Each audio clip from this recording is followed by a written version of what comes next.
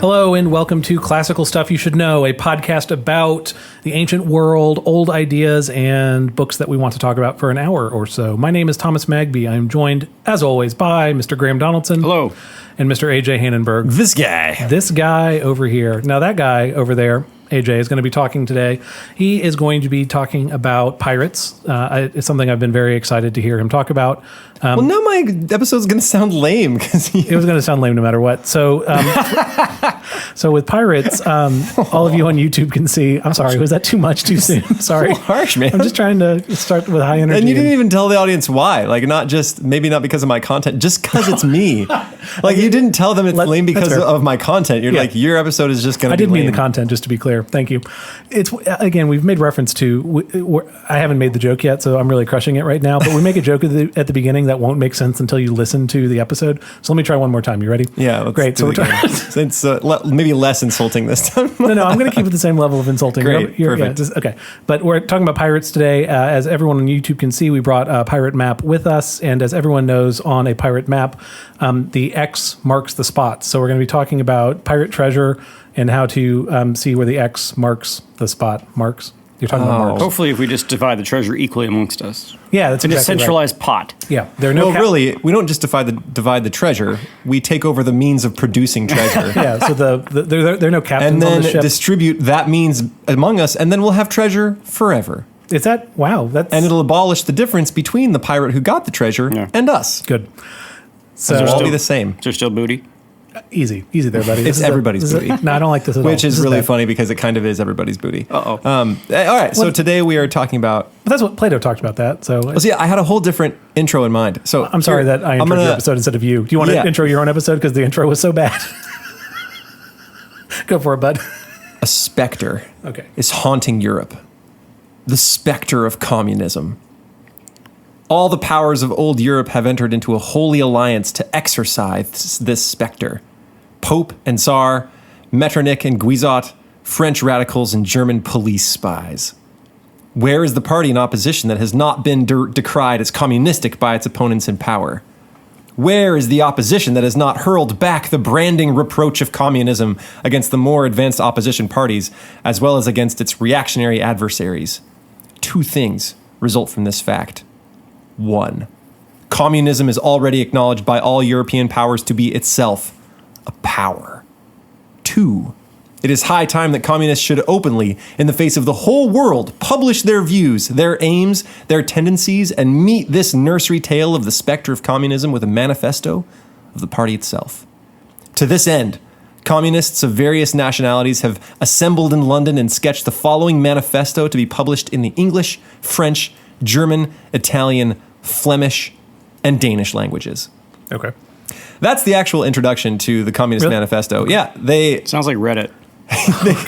They come out firing, and I chose to read it because it is kind of funny. Like for how dramatic it is. So I don't. As I go through this episode, I will probably point out bits that I find funny. I am not trying. I don't want our listeners to be super offended that I am negating the historical significance of this particular publication and some of the actual good ideas it's had and the historical context, which is far different than we find ourselves in now.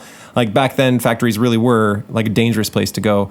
And so I'm just at the outset, I want to say, as I point out things that I find funny, I'm not trying to undermine it as a work that you should read. You really should read this, especially because it'll only take you 60, 70 minutes. It's not long. Really? It's like 40 or 50, it is 60 manifesto. pages. But didn't you say you had to read it a few times? Like, it's dense. It's dense, but if you sit down and read it one straight time through, it's not that bad. Okay. If you have always been afraid of sitting down and reading the Communist Manifesto, one of the reasons I'm going to point out all this fun stuff is because it is kind of fun to read. It's kind of a treat seeing where all the communist ideals come from and how they conducted themselves in context. I didn't do a whole lot of historical contextualizing on this piece. I do know that when it was originally published, it was not in the English, French, German, Italian, Flemish, and Danish languages. I think it only reached about 3 of those before they kind of quit. And then it fell into obscurity for a long time. And I wish I could say more about Marx as a person. Wait, but you're saying the communists had ambitious plans that they couldn't they couldn't meet? Oh my gosh. so it starts. Yeah. Yeah, they couldn't quite get there. And as an added bonus, I went and tried to read the manifesto of Occupy Wall Street as something in addition. It does not even come close to the literary quality of the Communist Manifesto. It is probably 2 pages long, and there's almost no theory. It's just eat the rich. Or a list kind of just eat the rich. That's kind of the whole thing. It's not more specific. It's not like a list of demands or things that they are going for. No, I mean, it's just not great. Let's do it. You can go find it. I would much rather read the Communist Manifesto than that. Let's go. Okay, so the Communist Manifesto is in 4 parts, and I'm going to kind of ignore part 3. Part 3 I find to be maybe less applicable now. You might find it of historical interest, but it's them talking about the differences between their party and the socialist movements of the past and the current socialist movements around their era. And so that differentiation probably doesn't mean as much to us now. Part 1 is like they're lame, we're hardcore, that kind of thing. Kind of, yeah. Really? Yeah, it's exactly that. Like, this is how they failed and how we will succeed. Gotcha. And how we relate to these other movements and why they weren't quite successful, right? So maybe we won't spend time there. I think if you're into history, that'll be a little more compelling for you, but not so much for us. Part 1 is about the bourgeois and the proletarian. It's kind of establishing the worldview of communism, and then, so the problem, and then part 2 is the solution. Part 3 is other movements, and then part 4 is final words. So I'm going to read you a chunk of the final words, but we're going to mainly focus on parts 1 and part 2, right? Here's the situation we find ourselves in, and here is sort of the communist solution. Okay. Right, you guys up for that? Sure. Let's do it. Okay, so part 1, and I actually plan to read quite a few chunks of it just to kind of give you guys a feel, because it's pretty incendiary, and the writing style is kind of fun. Like, they don't pull any punches, and it's not too theory heavy. So I'll read you pieces. I have a bunch of quotes here. I don't know if I'll read all of them, but just buckle up. There's going to be some language directly from the text, so you as a listener can kind of get a feel for how reading it would go. So right after that bit that I read you is part 1. That was the whole introduction. It's just the Communist Manifesto. It'd be like it's like the title page, right? A specter is haunting Europe, and let's give a definition behind that specter. Okay. Is it weird that he calls his movement a specter? Isn't that? Well, he's kind of saying, like, everyone has this evil nursery rhyme of us, so we're just going to say what we actually are. Right? They've recognized us as a power, so let's kind of codify all of our stuff into one spot. Okay. Right? Where you can figure out what we're actually doing. So I'll read the first, I don't know, maybe 2 paragraphs here, or chunks of the first 2 paragraphs. The history of all hitherto existing society is the history of class struggles. Free man and slave, patrician and plebeian, lord and serf, guildmaster and journeyman, in a word, oppressor and oppressed, stood in constant opposition to one another, carried on an uninterrupted, now hidden, now open fight, a fight that each time ended either in a revolutionary reconstruction of society at large or in the common ruin of the struggling classes. Okay, so right there, he's making some pretty big claims. What do you guys think so far? So that's like the big historical move, or that is the heuristic that he uses, that he's introduced, right? That history is understood purely as class struggle. Yes. Yeah. And for listeners, longtime listeners, we talked about this when it's applied to history in one of Magby's episodes. Was it The History of Private Life? Is that the name of the book? Yeah. Yep. So that is a little heuristic that gets applied to lots of different things. And history being sort of the first one is sort of recasting and revisioning history. I don't really know what, I guess maybe what would be the heuristic of history in competition to this? That history is... Well, there's a bunch of different ways to look at history. Yeah, instead of it being as a class struggle, you would look at it as... Like the story of great... Like, I've heard stories of great men. Like, you just trace the exploits of great people through history, or you can do holistic views, which is where you study sort of every aspect of a society, not just the class struggle, and see everything through that lens, but see through it as maybe... you look at the lens of economics. You look how religion has affected a certain society, right? All of these different forces combine in history, and holistic is difficult, right? Yeah. Or a progressive view, like it's always getting better, and so then we sort of use that as the heuristic to talk about these sort of advances, sort of like a technological utopist kind of view. Yeah. So from your guys' knowledge, is this the origin of critical theory? Like where kind of the beginning is of it begins? Yes. So that heuristic that gets adopted into. I was going to say because Marxism is a critical theory, right? So critical just in the sense of you're looking at it through a certain lens that will then get picked up by.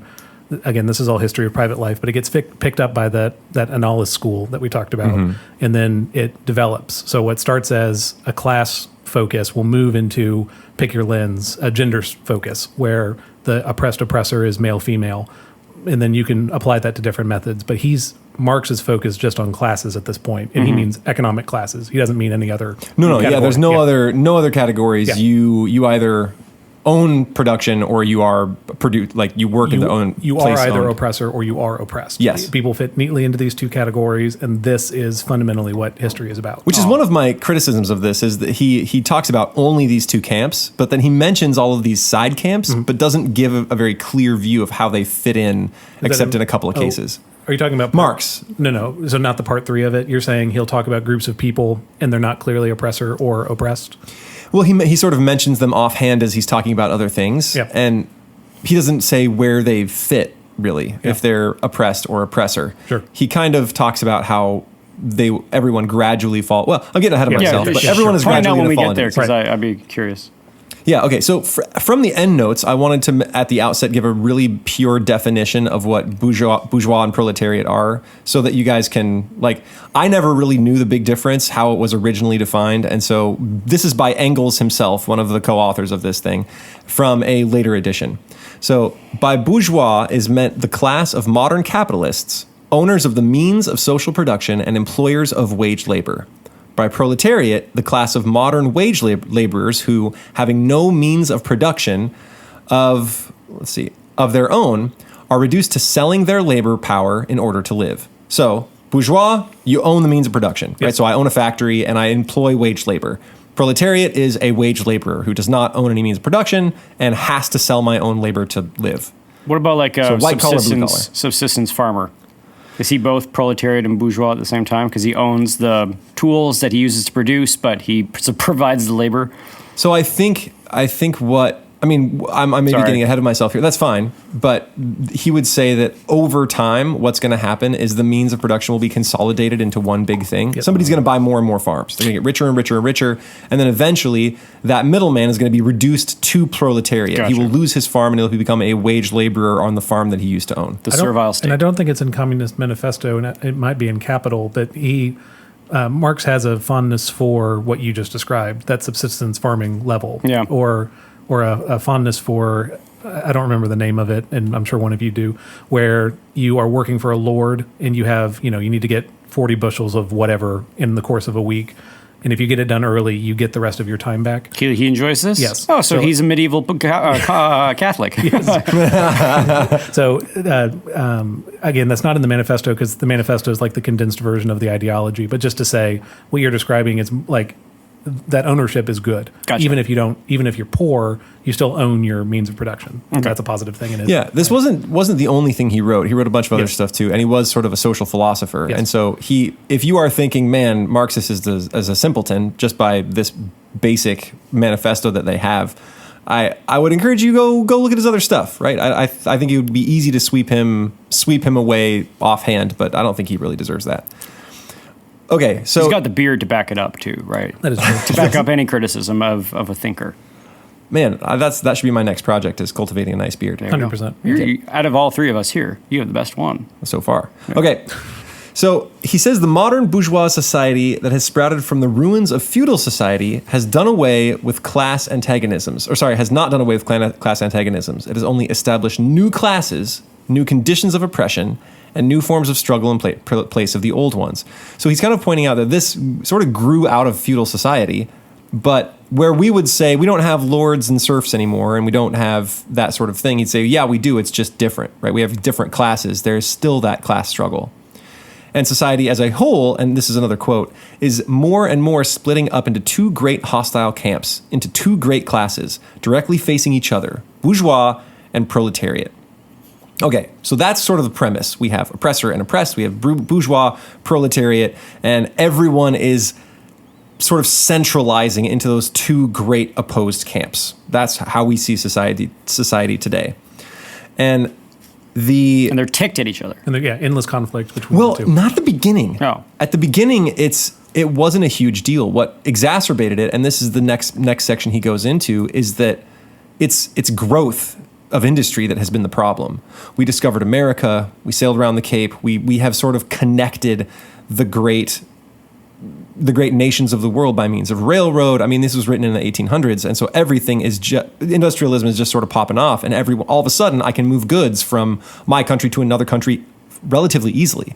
I can move them across America really quickly. America has a great need for goods, and America is sending more goods, and all of a sudden what used to be these little factories for a small town became multinational, perhaps global factories. Right.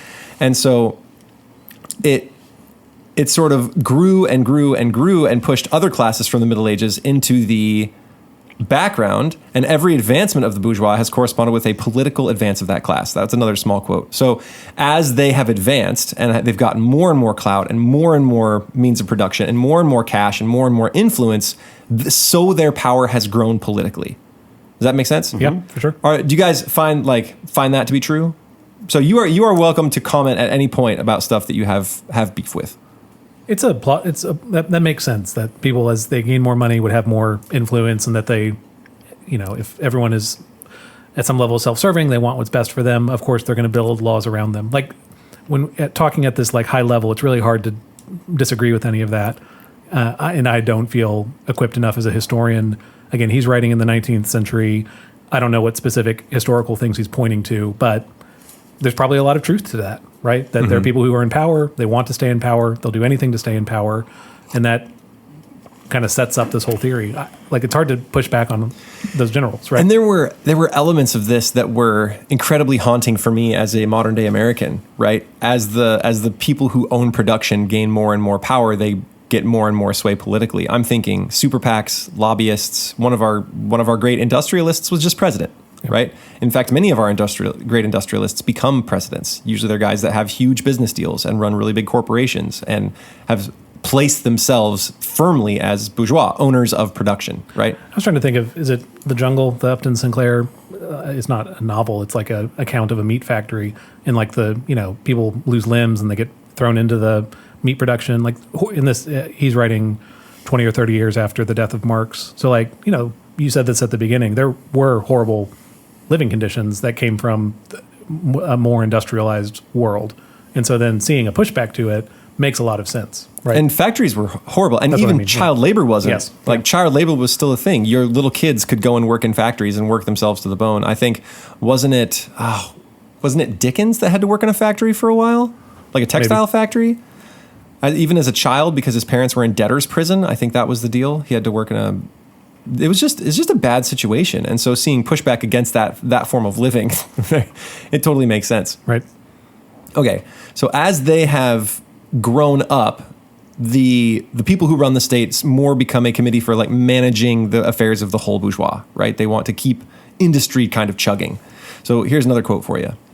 The bourgeois, wherever it has got the upper hand, or bourgeoisie. Sorry, I actually had to look up the difference between bourgeois and bourgeoisie. Bourgeoisie is the whole group. Bourgeois is like an individual or an individual's behavior. So the bourgeoisie, whenever it has got the upper hand, has put an end to all feudal, patriarchal, and idyllic relations. So if it gets the upper hand, it just sort of does away with all other relationships. It has pitilessly torn asunder the motley feudal ties that bound man to his natural superiors, and has left remaining no other bond between man and man than naked self-interest and callous cash payment. So when the guys in charge get the upper hand, they do away with everything, and all that's left is sort of a cash relationship. What do we think? What is that everything? When he's talking about the natural bonds between man and their superiors, what does he mean? I think he's referring directly to feudal society. Right. Like a loyalty between lord and serf. So the superior meaning someone of better quality? Well, lords and serfs, I think. Yeah. So how come lords aren't just bourgeois? Good question. There seems to be sort of a nostalgia for the feudal system here, and especially even the system of guilds. Is it because it's guilds I can get behind? Is it just because the bonds between knight and lord or peasant and lord isn't just monetary? I think so. Okay. And it's not the continual need for more. Yeah. And if your primary job as a serf is to make food for like the plot of land that the Lord controls, There's an end to it. they only eat so much. Yeah, yeah. Do you know what I mean? Yeah, So yeah. instead of it being we need to grow profits 20% a year, it's we need to have dinner. yeah, and then once Every you're done, week. you're done. And And it won't be a situation where the Lord is compelled. I mean, this is maybe a rosy view of it, maybe his view, but compelled to pay him less and less and less as Yeah. that Lord competes with the international means of production, which I say might be a rosy view because lords had to compete with other lords. I had to have enough Yes. money to make moves and buy land and Right. pay armies and stuff. Mm-hmm. I think maybe not realizing the impact of money in history Yes. is maybe Yeah. he's looking at that a little rosily. I mean, my sympathies with Marx have always been that he is good at highlighting the problem and is bad at coming up with the solution. Which maybe we'll get to. Yeah. Right.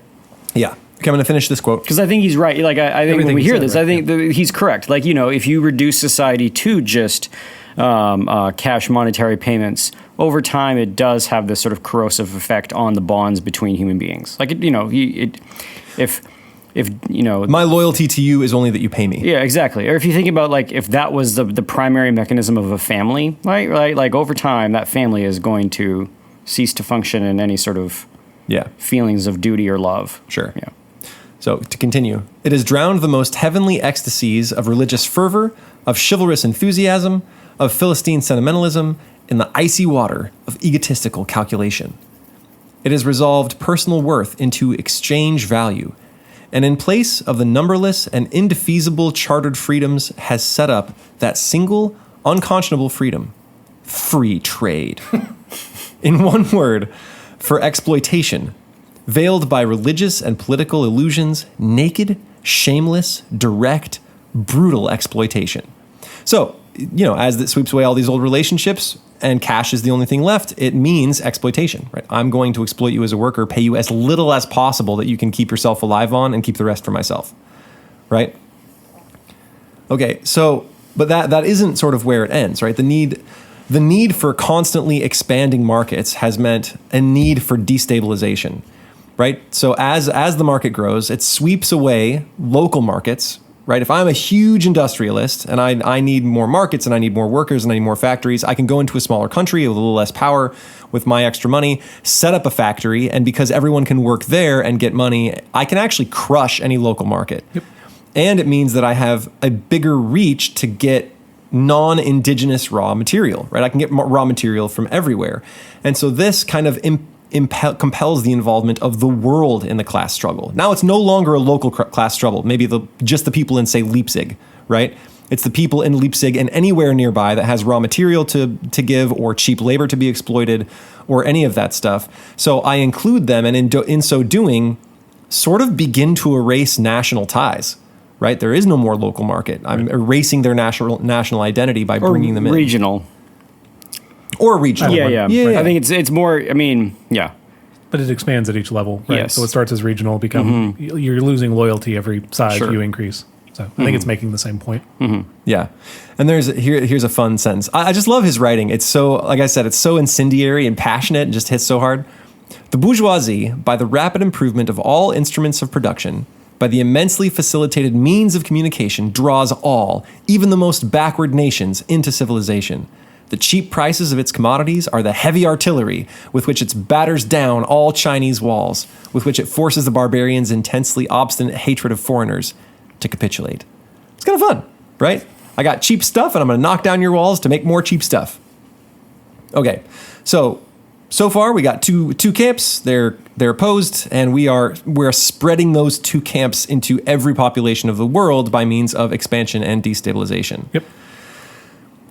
But we get to a problem where the conditions of the society are too narrow to comprise the wealth created by the bourgeois, right? So we expand and we expand and we expand, and sometimes there's an overproduction and people stop buying. So we have to figure out how to solve that problem and grow even further.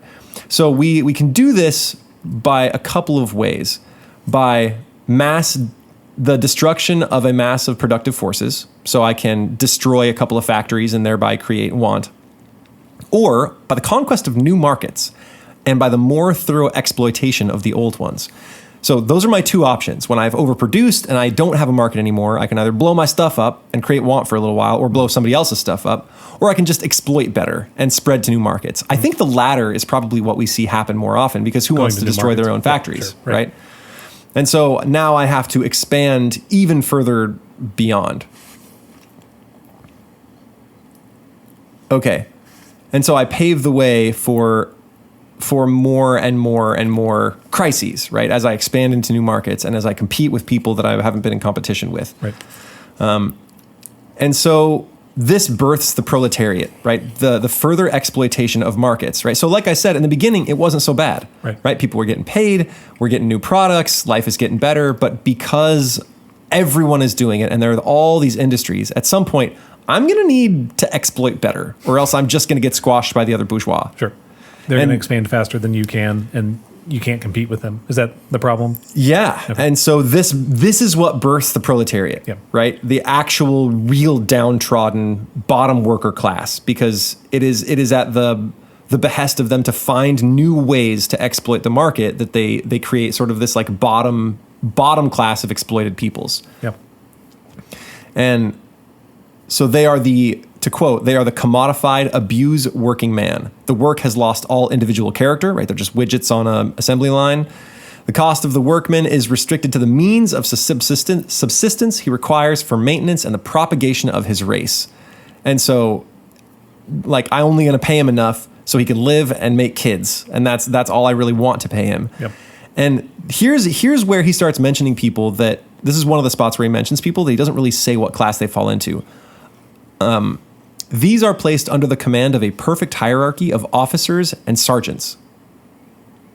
So they don't own the means. Oh, interesting. Right? If they're officers and sergeants, think a manager. Right. Where does a manager fall? My instinct is to say bourgeois, but I don't know that. But he doesn't own the means. Right. No, you're right. But they're still higher up than he's writing in middle, 1850s or whatever. He's thinking the factory worker, right? So someone who's like on the factory line, but who's like, the boss of like he's got like 15 guys that he's responsible for. Yeah, but since his labor isn't the same, and he's getting paid more. That's what I mean. That's what I think would push him into bourgeoisie territory. But I don't know that. Later, he'll start using this term, the petty bourgeois. Oh, there you go. And I think maybe that's his classification. Yeah. But right there, we see the dissolution of the two camps. Now, there's not two camps. Right. There's three camps. Yeah, I mean, and this is, I think, modern Marxists or even people who are criticizing of it separate the bourgeois into two camps of like the enfranchised bourgeois and the disenfranchised bourgeois. So the disenfranchised bourgeois are those who still don't own the means of production, but are of the means and wealth and higher class of those who do, or perhaps maybe in the modern context are like the generation of people who were raised by those who own the means of production and have the finances that they don't have to go be the proletariat, but themselves don't have control over the company or the organization or the factory or whatever. And so they, write for BuzzFeed or whatever. There it is. I mean, it just seems like right here you have the genesis and like I said, the dissolution of his theory, that there are two big classes that are at a fight. Well, if we have another class that's kids that are inheriting the means but don't own the means, and they're doing this other stuff, they got plenty of cash, they're not the proletariat, they're not the bourgeois. Well, this is the criticism of Marx also when we get to the actual Russian Revolution, is that it's not the proletariat throwing over the bourgeois, it's like the grouchy young students in college overthrowing the older. It ends up being like an age struggle as opposed to a class struggle, or generational struggle as opposed to a class struggle. You have an older generation that is maintaining the means of production, and then you have this younger generation who they're not going to go be factory workers. No, heck no, they're students. They're middle class. They, live in New York City. Isn't this kind of what we see in a lot of revolutions? It wasn't the Arab Spring primarily the young. It was young people who had nothing to do during the day that would go out on the streets and protest. Yes. So the same in Hong Kong. You have the older enfranchised bourgeois and the younger disenfranchised bourgeois. and the proletariat are still like working. Yeah, they don't have time to be out on the street. They're trying to make ends meet. Yes. Yeah. Which I guess that's what ties us all in with your Gramsci episode. Yes, right? exactly. That's where Gramsci will pick up long after Marx, or 50 years after Marx or whatever, and to say, why don't the proletariat rise up, and then proposes a solution for He says the proletariat don't rise up because they're too busy working. So those who should rise up are like the ones who can. The grouchy wealthy that want to be more rich. It's true. It's funny. That also comes out a little bit in Marx. He talks about bourgeois versus bourgeois and how that works. Okay, so he says after we pay the worker, he goes outside and then he is pounced on by other members of the bourgeois, right? The bourgeoisie, the landlord, the shopkeeper, the pawnbroker, right? All of these other people, which seems to me like a lower strata of the bourgeois.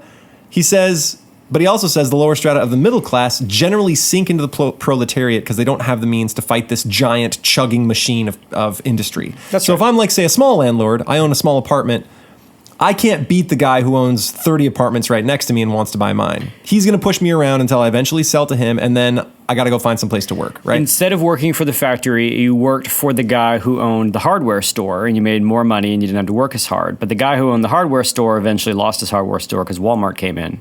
Yeah. So now you work at Walmart. Exactly. It's that kind of idea. Yeah, that kind of movement. And so then- if you're and then lower you're- middle class, you'll eventually hit the bottom because you can't resist. Move sort of further down. Which, again, to your comment from before, Graham, those problems that Marx is pointing to make a lot of sense, Yes. right? And it's easy to be sympathetic to this portrayal of class conflict. But again, being able to tie it to modern day examples with Walmart, Amazon would be the other one to point to. All that seems to make a lot of sense. Yeah, like I said, there's a lot that's haunting about this. Sure. And that kind of, I mean, obviously we don't have child labor, we don't have a lot of as many factory deaths, but we do have people peeing in bottles when they're delivering packages, right? Sure. And so it may not be as egregious as it used to be, but there still is that feeling of the giant irresistible industry chugging along. And now it's not like when he's talking about it being multinational, now that's for real. Yeah. Like people are, they're global corporations. Yeah. If only there was a way we could all own small parts of that company. Distributism? Are you? No, is that? No, Yeah, it's that, I stocks. mean, we have like. you mean the I mean, actual people ownership we sort have of right now? belittle the market as being this thing for only the wealthy, but like Anyone can buy in. $20 you can buy a share of GE. For $20, you can buy a portion of shares. Like most of the places you can trade now, you can do portional shares. Yeah. Anyway, so we can. Yeah, we're not talking about But that's- how to fix things. We're talking about. I don't know enough about the from 1880 or whatever when Marx dies until now, but again, we've gone from there's no set work week, there's no 40-hour work week. Weekends aren't really acknowledged as a thing. Minimum wage doesn't exist at that point. Health standards don't exist. Like there are important, and I don't know the specifics, but I think unions are a big part of that transition. Where there were many with kind of more Marxist leanings. Does that make sense? Like, So this is what Marx is writing. It's like the Wild West. Like Yes, and you got so- kids working 80 hours So a day. the you got really funny people thing is you losing just limbs. mentioned unions, and that's the next place he's is it? going. Okay, Yeah. just Yeah. So He says with the birth of that class comes the birth of struggle, right? They're not happy, right? The proletariat aren't having a good time, but they always fight the wrong thing. Instead of overthrowing the people who are paying them, they fight their landlords and they fight other problems and they fight the people, the politicians, and instead of fighting the people who are abusing them, the factory owners, they're fighting everybody else. But he says what comes out of that fight is usually some sort of trade union, right? And those unions are the valuable thing, connecting the workers and setting the stage for a future big fight, right? So we just see bigger and bigger polarization here, and we see unity within the party. And then, like, this is why we have slogans like "Workers of the World Unite," right? Because they're wanting to get all the workers to get to the place where they can like throw down. I think that's actually a direct quote from Communist Manifesto. Well, I mean, you see, that's you see it on the flags. Yeah, so we'll get there. That's sort of near the end. But he says this isn't where the struggle stops, because the bourgeoisie obviously have to fight each other, right? They're fighting each other for territory. They're fighting the old monarchy, right? Those who are still in power but don't necessarily own the means of production. They're fighting all the stuffs that would stop them from expanding. They're fighting laws. They're fighting, like they are in all kinds of different fights, often just with each other, right? For territory and for expansion. And so they have to appeal to the proletariat for help against these things. So if I want to beat my competition, I'm going to have to talk to my workers and say, look, listen, guys, we got to step it up. Like, I'm going to need your help beating this thing. You got to go and try to sell my products. You got to make sure our factory wins. So we just got to ramp it up, boys. Sure. And so I need to educate them. I have to give them, more money or whatever I need to. And basically I arm my own gravediggers, the people who are going to overthrow me. Okay. Right. That's kind of where he says. So the proletariat are virtually without property, and they begin, because they are just so crushed by working, they view all of these old ideas, law, religion, morality, all of those things as primarily bourgeois interests, right? I think that's a weak point for them, though. And that I kind of thought so too. So let me... Like, the proletariat don't think that God is a bougie thing. Like, that's just not true. So I'll read the quote. Law, morality, religion are to him so many bourgeois prejudices, behind which lurk in ambush just as many bourgeois interests. All the preceding classes that got the upper hand sought to fortify their already acquired status by subjecting society at large to their conditions of appropriation. The proletarians cannot become masters of the productive forces of society except by abolishing their own previous mode of appropriation, and thereby also every other previous mode of appropriation. They have nothing of their own to secure and fortify. Their mission is to destroy all previous securities for and insurances of individual property. Right? So because they can't really get a lot, the way they get stuff is by making money. The only way they can overthrow the previous mode is by abolishing the way that they made money. So they kind of have to get rid of individual property. And that's right near the end of chapter 1. So he's sort of established the problem, right? The problem is we've got these two big splits. Property, but also institutions, right? Like, he does mean the church here. He means the church, and he means abolishing these old ways that are keeping them down, the systems of power that are sort of holding them down. It includes laws. It's got to be government too. Government. Like religious institutions, and these are the things that get picked up with the more social communists, as opposed to, like, Marx is really talking about economics, whereas Gramsci's talking about culture. Yes. And the sort of cultural Marxism is where they say, okay, we're not going to be able to seize the factories, but we can create our own institutions or be part of other institutions. I thought Gramsci was trying to use those cultural forces to get the economic revolt. Eventually, but the economic revolt, you can't do it until you have this buy-in. Until you've got this buy-in, and the only way to get the buy-in is to have the forces of culture be infected, whatever you want to call it, is be taken over. So we've pretty much finished part 1, the problem. Yeah. Mm-hmm. Looking back, how do you feel about his evaluation of society as a whole? Does it... Like I've said, I think he gets more right than wrong with it. It's the same view of society and the same view of the problem that we talked about with our Distributist podcast episode of Hilaire Belloc and G.K. Chesterton. The idea being that, sort of simply put, when you have capital and you have the game of capital, making more capital with lending and with factories and with producing, it is a game where the capital eventually flows to fewer and fewer and fewer people, and gets more centralized and more centralized and more centralized. And you get to some kind of social tipping point where you have most of the people holding the means of production, either in terms of money, and very few people having any means of production. And so now you have to come up with some sort of solution. Marx's solution is going to be a collectivist one, and the capitalist solution is going to be what Hilaire Belloc postulates is that it is one of slavery, where basically you just have like 5 people with all the money, and they create social contracts, and everybody signs it, and they like control us all. Or then there's some sort of, or the third way, and the third way is the distributist way. We're not talking about that today, which is fine. But I think Marx is putting his finger on the pulse of the issue. And the issue is that run the program long enough and you get imbalances. Well, and that's the problem with truly free trade, which is why we have monopoly laws in the U.S., antitrust laws. Yes. If we couldn't step in and break up the big conglomerations when they got a little too big for their britches, they'd eventually just buy everything. Yeah. And they'd own it all, right? Mm-hmm. We'd be in the Google sphere. They would own the banks, they would own the roads, they would own everything there is to own, and we would just live in the Google world. Bitcoin fixes this. Actually, no, it doesn't. DAOs, distributed autonomous organizations. It They might do fix it. Or decentralized autonomous organizations. Either that, or just like people buy all the Bitcoin and then Google would buy all the Bitcoin and let us rent them? yeah. Oh, man. I don't like this at all. That's a messed up thought. Okay, so I, for one, welcome our new Google overlords.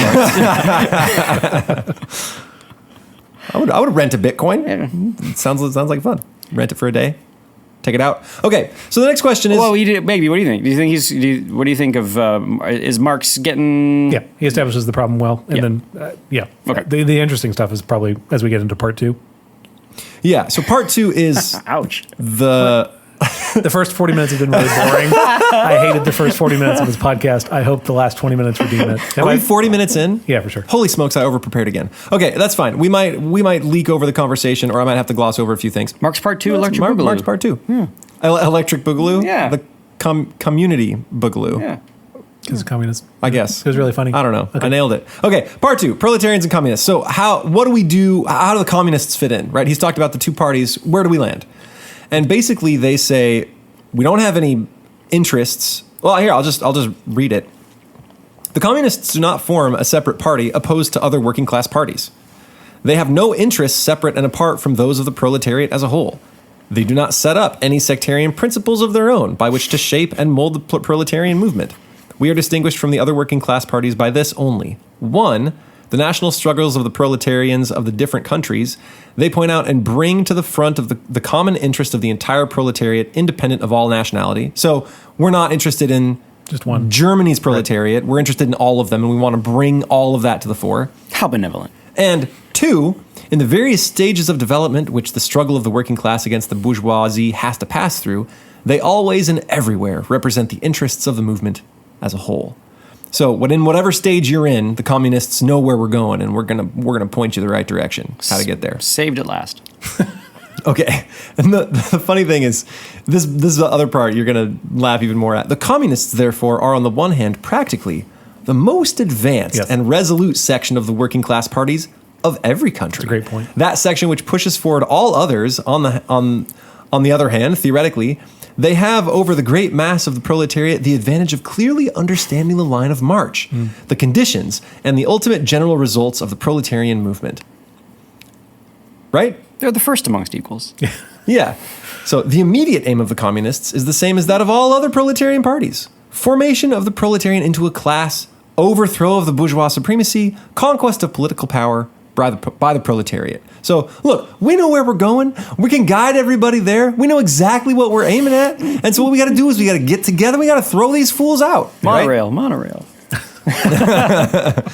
And then it seems like they sort of bring all of it into one big summary of their aims. What would you say if you could summarize what the aim of the party is? Single sentence. Cynically or sympathetically? Give me a one sentence summary of the aim of the Communist Party. Overthrow of the bourgeoisie. Nope. Oh, that would have been my answer. A quote. In this sense, the theory of the communists may be summed up in the single sentence. Abolition of private property. Oh, okay. Right? They want to overthrow private property altogether. They think that is how they're going to establish the dissolution of these two classes. If I can't own anything, what reason do I have to exploit anybody? Right? Sure. I can't own a factory. Because you're a jerk. It's kind of fun. I mean, maybe. And I think maybe that might be one of the things to which the Communist Party didn't see coming, right? Yeah. If we give the government all the means of production. Human sin? Yeah. Yeah. If we give the government all the means of production, there's not going to be anybody in the government that'll take advantage of that. That might be one of the short-sightedness here, but they think if no one can own the factory, then there's no reason for anyone to exploit anybody else, right? And so they want to abolish private property. The funny thing is that they don't want to abolish the private property of the proletariat, just the bourgeoisie. Sure. Well, there's not as much of it for the proletariat, right? Yeah, the deal is that.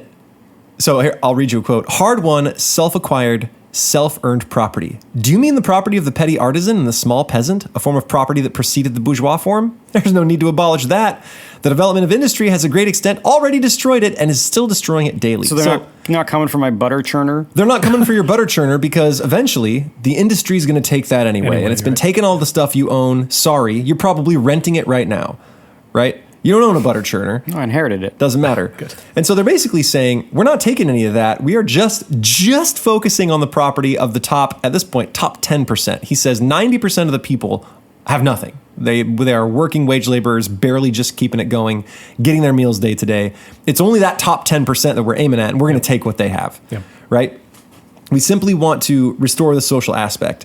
And he says property is based on the antagonism of capital and wage labor. But the thing is, capital is a social power, right? If I'm going to accumulate a mass of wealth, can I do that alone? No. You need to sell to other people. You need again, he's focused on 19th century, so you need a giant factory to do it. You need you talked about raw supplies earlier, which today you don't need, right? You can be a Bitcoin millionaire and never talk to anyone. I'm an influencer. But even with Bitcoin, like, can't exist without the actions of 1,000 people that are running the Bitcoin network. Like, it is a social thing. If I want to get rich, I cannot do it alone by making my own little widget and selling it again and again. I feel like there is maybe some modern thing someone's where you can. got to smash that like and subscribe button. It should be you. My name is Thomas. Maybe perhaps I could think like art. If I make a painting that everybody goes gaga over, I can sell that painting and make a whole bunch of money. That's not so much of a social aspect. Wasn't it J.D. Salinger who lived in a cabin by himself? Yep. So, you write the hit book, never talk to people, but you still need people to buy it. That's the problem. Yeah, right? But back then when he was talking about accumulation of wealth, he primarily meant I need a factory full of people to make it. And so it's a social aspect, right? And so because it's social, they want to restore the social quality of the property, meaning everyone should get a piece of what they worked for, which sounds like a pretty noble aim, right? If a whole factory of people work to make it, to get all this capital together, why shouldn't they have a piece of the ownership? Like a share. It's exactly what it is. And there are companies that are set up this way. Again, we joked about DAOs, decentralized autonomous organizations, but you buy in and then you have an equal vote with other people. Many factories are like this also, though usually the higher up co-ops, in the company, right? Co-ops will be like that. So again, the structure can't exist, but Marx is arguing this for all organizations, not just ones that opt in. Correct? Yeah. And so that's what we want to do. To quote, he says, "In one word, you reproach us with intending to do away with your property. Precisely so. That is just what we intend." And so at this point, he kind of goes away from talking to people at large and is addressing almost directly the bourgeois. It's this weird change of address. It's instead of we want to address Europe and say what our aims are, it goes to I'm just going to yell at the bourgeois for a while. And the next, so now he goes into a portion where he kind of answers the criticisms that are leveled at the Communist Party. So will laziness overtake us, right? If we do away with this and centralize all of the means of production in the government, right? Which is kind of what they want to do. They want to take all the factories, let the government run it, and then if the government is running it, everybody gets to work. No, wouldn't the laziness won't overtake us? We got like gulags and stuff. So he says it won't because right now it's flipped anyway. The people who are working aren't making anything, and the people who are making any money aren't working. And so like laziness has already sort of overtaken us, right? And so will it get worse when we take all of that money and put it into the government? No, because the workers are still they're still going to work. Right. And so he says that's not really an issue. And then he talks a little bit about the abolition of the family. It's very unclear why he wants to do that or exactly how that will be affected. He doesn't spend much time on it. He's like, you say we want to get rid of the family? We do! Like, you're already getting rid of our families is kind of the attitude he takes. Is you are already destroying the ties between family. And if you say, I want to do away with the exploitation of children by parents, like having your kids work at the factory, yeah, I want to do that too. And then he also talks about wanting education to be socialized, right? So social educations rather than private education. You get mad at that. There's also a really funny bit about the community of women. He doesn't really define what that is. It sure seems like everybody has everybody in common. Belongs to everybody. Yeah, that's what it feels like. And he says, you guys you bourgeois make fun of us for that. Well, right now, you engage in all sorts of prostitution. You find prostitutes, you got like Tinder. Yeah, let me see if I can find the little bit of it right here. Well, This reminds me of Lebesnietnikov in Crime and Punishment. Like he's a character who's proto-communist who is so jacked about the future utopia where all the women aren't married, but they all are like sexually available to him. He's like, this is progress, baby. That's kind of what it feels like. The funny thing is he levels, instead of defending his own idea of how a community of women will work, he launches back at the bourgeois and says like, yeah, your favorite hobby? Seducing each other's wives. Wow. And then he goes on. I kid you not. I wish I had the quote in here. I didn't copy it down. But he basically says, you engage in all sorts of prostitution. And not only do you steal the wives of your workers, like you sort of take over them, but you seduce each other's wives. That's right. So now it's don't you dare turn. sass us. Yeah. Because Marx was married and he had like 7 kids. So anyway, it's funny because he fell into the structure that he's... And he didn't pay them for their chores. It's probably exactly right. I think most of them died when they were very young. Anyway. He also wants to do away with like nation and national ties. And he says, yeah, sure, but you are already destroying our national ties, right? You're abolishing local markets. You're like... If I'm working all day, what do I have to do with my country? And so what's the difference? I can't take something from a man if he doesn't have it already. Right. And so he kind of just responds to all of these criticisms that are leveled at the Communist Party. And he says, here's what's going to happen. This is how we're going to effect our grand plan. And he gives 10 steps. So here's the 10 steps of communism. Okay. Here's the solution right here. Number 1, abolition of property in land and application of all rents of land to public purposes. So it's a big first step. Yeah. No property in land. No property. Yeah. Right. Number 2, a heavy progressive or graduated income tax. But there's no property. How? So income. Like I can't own the land. So people still own money though? Like you can still have money, but I can't own the land. Because modern parlance property means like an asset. You mean like literal land. Like I might mean actual land. Okay. So he says yes. So and heavy graduated income tax. Okay. And he says we can't just take over and then all of a sudden make all the changes we want. This is a progressive, like this is my plan for progressive change. Once we wrest away political power, here is how we will eventually get to the communist utopia. Oh, right? so he's reasonable about these changes. Yeah. Number 3, abolition of all right of inheritance. Oh, my butter churner.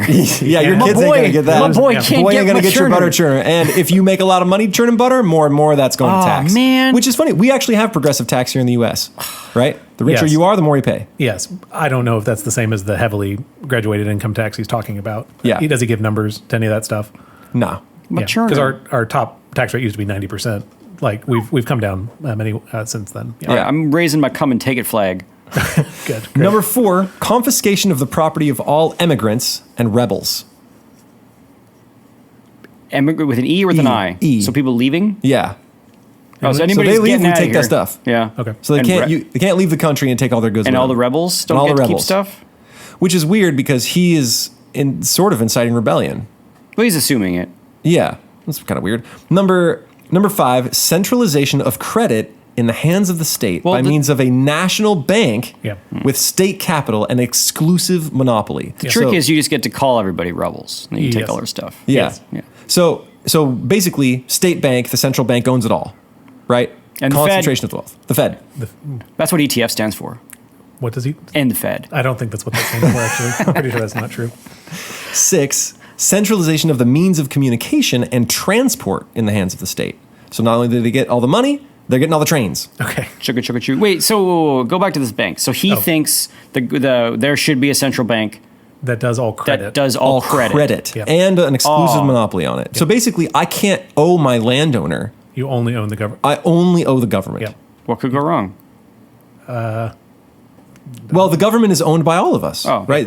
Right. So that's the other piece. It's really like I'm paying myself. Yeah. So that's part of the premise here is that he doesn't think that like the government is going to be run by the proletariat. Gotcha. And so as long as the government is in the hands of all the people, then all the people own everybody else's credit. Awesome. Spread it around. Same as credit unions, right? You have all these people who own it together, and it's like a community that is giving you a loan for your car or house or whatever. It's not a bad. I mean, anyway.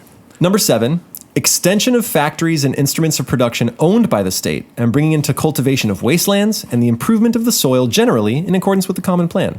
So if we own all the factories, let's make them nice. Yeah. Let's get some soil going, right?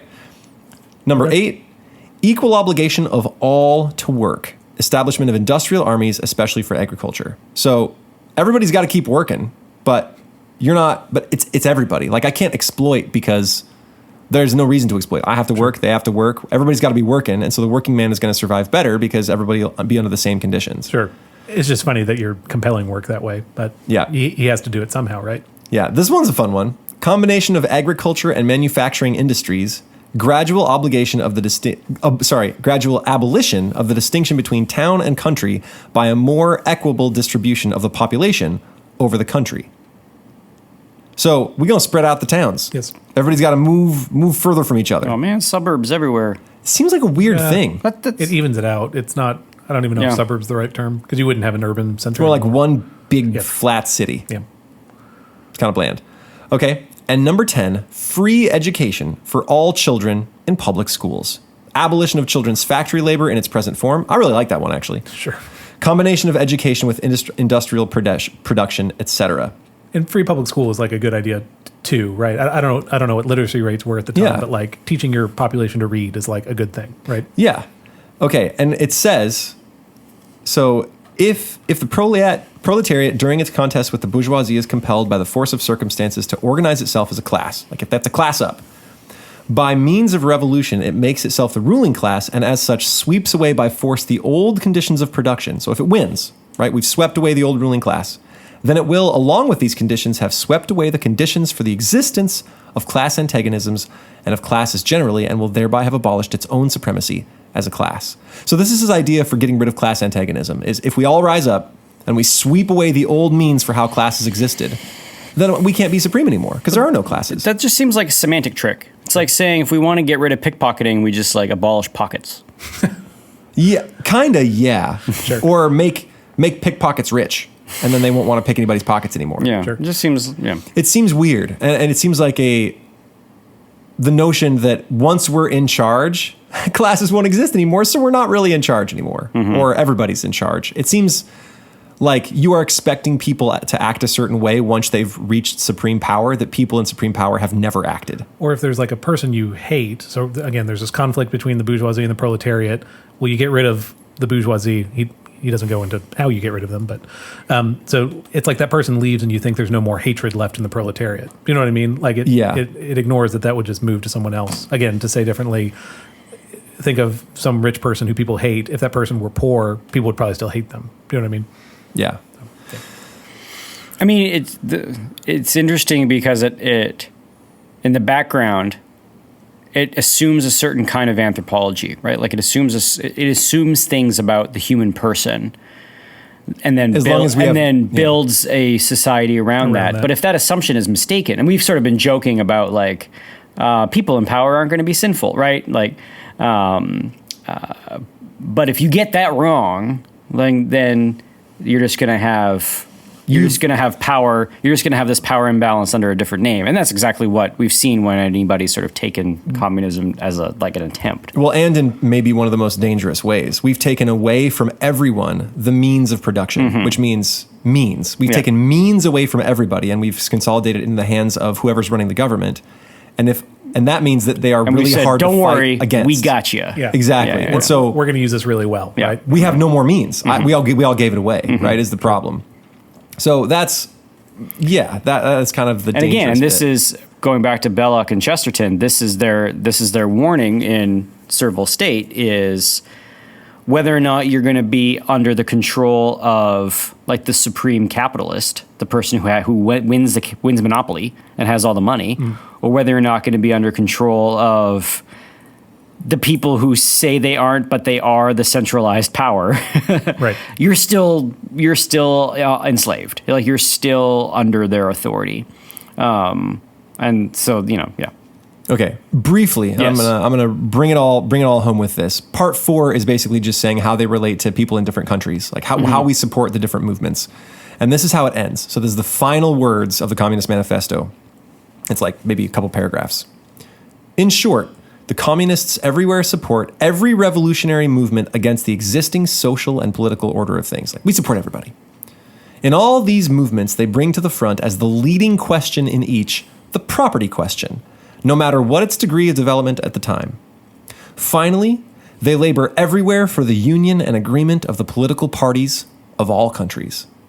The communists disdain to conceal their views and aims. They openly declare that their ends can be attained only by the forcible overthrow of all existing social conditions. Let the ruling classes tremble at a communistic revolution. Rough. The proletarians have nothing to lose but their chains. They have the world to win. And in bold, really big, bold letters, working men of all countries, unite. Yeah. And that's it. That's the end of it. About 60 pages long. Totally worth a read. It's intense. Yeah. It's So kind what do of you fun. think? What do you think after reading it, Hannibal? It seems to me simplistic. And I think that looking through this lens at structures that really were abusive, like child labor was not healthy, the factories were dangerous places, like they really were in the Industrial Revolution, and so a reaction against that, wanting labor unions and protection for the working man, totally makes sense. But it is an awfully rosy view of what can happen if you abolish the family and centralize all the power in whoever's running the government and take away the means of everybody. And the compulsion for everyone to work equally is fine until some jobs suck worse than others, right? What if I'm the guy compelled to clean the porta potties and somebody else is compelled to sit behind a desk and answer phones? To like brush the puppies. Yeah, a puppy brusher, exactly. That's not gonna make me happy very long, right? Especially if I'm compelled to work long, difficult hours in hot porta potties in the summer, right? That's not gonna be a friendly thing for me. And it also seems... New boss, same as the old boss, right? Yeah. And it also seems naive in the multifarious ways that people try to accumulate power, right? It's not just owning a factory that puts me in a position where I can abuse others. And it also kind of ignores the strata of any complex social system, right? Even in the US, we have these people, the ultra capitalists, right? We've got our Elon Musks and we've got our Bezoses, and like a lot of us are still doing okay, but we still have small business. We still have commerce. I could still go start a little business of my own. Sure. Maybe it wasn't possible during Marx's time. It certainly is during ours. Yeah. And so I don't know. I think elements of it are important to think about. Maybe we can talk more about like it in modern time also in our in-between episodes, since we're rushing up on time. Yeah, we're pushing up on the edge here. But I think it is a worthwhile read. It definitely informs a lot of the stuff that came after it. And it's such a poignant little paper that there's no reason not to read this thing in like an afternoon and then kind of get a footing for that attitude as it spread out from there. Gotcha. Yeah. Cool. Yes, it's important. Yeah, everyone should read it. I mean, yes. You can search for it and find it online in a PDF, I'm sure. Right? Easy. Yeah. It's so easy to come by. For sure. All right. This has been Classical Stuff You Should Know. Thank you, AJ, for a great episode. Thanks, great baby. episode. A wonderful episode. We're not going to rise up. Next time, I guess I'm doing one on pirates. Now that you wetted all That was a great their idea, right? appetites. Classical pirates. Actually, that is a really great idea. We talked about Caesar and pirates before, so Bluebeard just and- tell that story again. And why haven't we done pirates Santa Claus before? and pirates, right? Didn't he put people back together or something? What? Were those pirates? What are the Barrel Children? Was that Santa Claus? Do you remember that? Yeah, Saint Nick and the Barrel Kids. So something about Was it that. They were like pirates, though? hidden and killed in barrels or something. Yeah, anyway, I don't remember. Okay, so I don't remember what I just said. So probably I said, great episode. You can find us online on Twitter at Classical Stuff. It's spelled funny. Just search for Classical Stuff. You can find us patreon.com/classical stuff. There we have in between episodes. So we're going to record another episode after we talk right now. We'll post it on Patreon. Hot Takes. So check it out. It's great. You can find us online, classicalstuff.net. Send us an email, the guys at classicalstuff.net. And I think that's probably everything. Anyway, thank you all for listening, and we will see you next week. Bye. Ciao. Unite.